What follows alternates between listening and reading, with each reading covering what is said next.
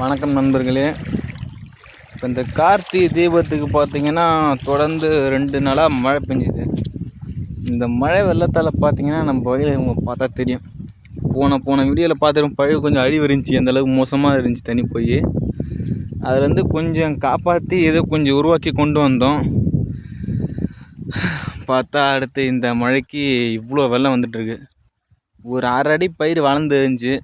But அந்த வளர்ந்த பயிருமே பார்த்தா இன்றைக்கி நேற்றையும் பார்த்தீங்கன்னா ஃபுல்லாக தண்ணியில் மூழ்கிக்கிட்டு இருக்குது. பார்த்தீங்கன்னா உங்களுக்கு தெரியும் எந்தளவுக்கு தண்ணியை பாருங்கள், எப்படி உடச்சிட்டு வந்துட்டு இருக்குது. எல்லாத்துலேயும் ஒவ்வொரு குண்டுலையும் மேலேருந்து எப்படி வருது பாருங்கள். அந்த தண்ணி குத்துற இடம், அந்தாண்ட தண்ணி மேலேருந்து வர இடம், அந்த இடம் பூரா பயிர் ஒன்றும் இருக்காது, எல்லாம் பூரா அடிச்சுட்டு போயிட்டு இருக்குது. இது நம்ம பார்த்திங்கன்னா நம்ம வயலுக்கு வெளியே போகிறது எந்த அளவுக்கு வேகமாக போகுது பாருங்கள் தண்ணி.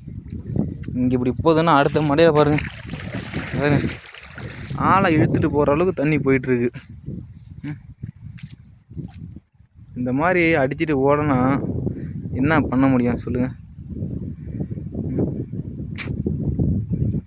மழை பெய்யுதான், பெய்ய வேணாம்னு சொல்லலை.